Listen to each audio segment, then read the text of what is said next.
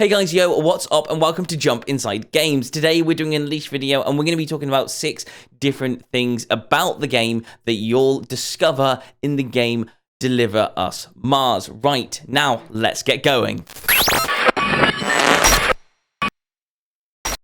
Okay, so let's starting off with backstory, and this game has a wonderful amount of backstory. Originally, I was hoping that they would mention some type or link it up with the previous game, Deliver Us the Moon, which is the predecessor of this game. But guess what? It really does impact that. In fact, they don't exclude that whatsoever. A lot of the stuff that you did on the moon really affects how this particular game it is played, which is really cool. In fact, there's a whole segment where it actually says that this is part of this game's world, which is really cool. It's something that you can't miss. You have to do it during the game. After the success of Mission Fortuna, Claire Johansson spearheaded Mission Vestia to provide manpower to the Lunar MPT. I absolutely love this bit in the game because it just gives so much detail as to where we are, what we're doing, and if you play the previous, that's cool, but if you haven't, you also get a lot of backstory in this area as well, and I absolutely love this. Anyway, moving on to the next bit, which is this is a story-driven game more than it is a puzzle game. Yes, there are puzzles in it, just like the previous, and you'll be flying about and you'll be working different things out about puzzles, but at the point of where you start, it's very, very story-driven. Great property, just 15 minutes from the new campus. We must have earned a free loyalty relocation at this point. Lizzie, another one of these seasons and this entire area will be a desert. Can we just hold off until the kids are done with school and I actually finish a residency for once?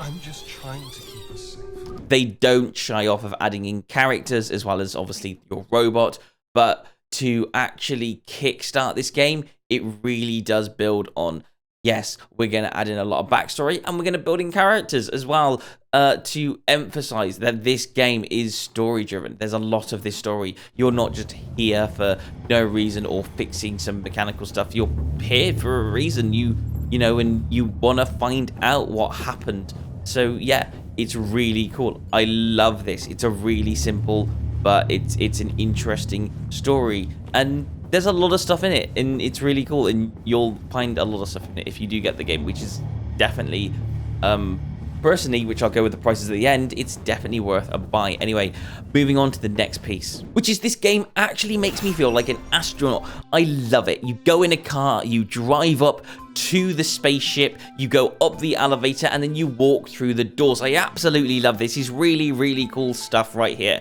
And you get to go in, you sit down, and then you press all these buttons that are given to instructions, and then you actually take off. It's really cool. It's a lovely feeling of being able to be an astronaut, to sit in that chair and to feel that momentum as you take off. Yes, I absolutely love this. There are not a lot of games out there that give you this experience of sitting in a seat and flying up into outer space. And this time you're not going to the moon, you're going all the way to Mars, which is even better. There's a bigger reason behind this.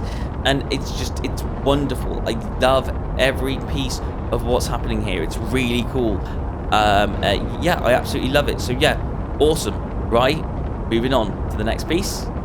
And of course, one of the best bits that I absolutely love is actually controlling everything inside the spaceship. Initiate second stage ignition.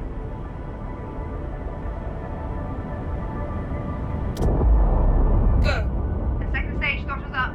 You get to push buttons and moving, you know, and you can control the spaceship as it's in space. You sit down on the pilot chair and you get to actually, affect part of the spaceship, which is really good. And it's really good how they make you feel that you're actually doing it. Yeah, no, I love every portion of this. Yes, it's really cool. And you do this for a bit of a while, actually. So yeah, it's awesome. Yeah. Anyway, moving on to the next piece. In the next bit, we'll just talk about a bit more characterization, because you get a robot in this game, but unlike the last game, you're not so much as keyed eye and reliant on the robot, as there are a lot of people here. So the robot's there, which is really cool because you get a bit of a companion for this game.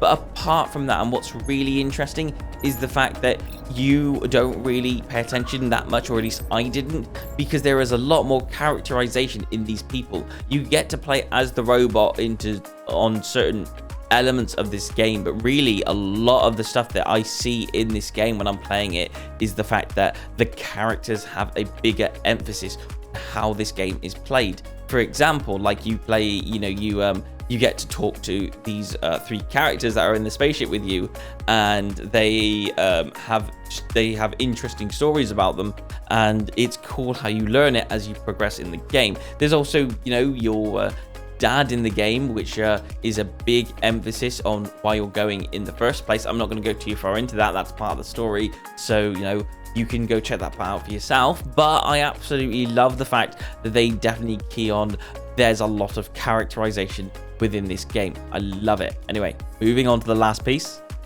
And the last piece is, of course, the flashbacks. And I absolutely love the flashbacks. How cool is that? Like, you get to, at certain points in the game, you do different flashbacks into more in-depth story, which I find very interesting because they don't just key in on certain elements of the game, but what they also do, and I absolutely love, is they give you a different sense of characterization between different characters. So for immediately, you may be on the side of, oh yeah, I like this person, this character in this game, and then you see a flashback of why they do certain things, and then you go, actually, maybe not. And it's a very interesting take on you keep changing your mind about what you think of that particular character as the game progresses. Like, you don't like one particular character at the beginning, and then as the game progresses, you kind of like them, but you don't know why you like them, and then a flashback hits, and then you realize why your character is more liking them as a person.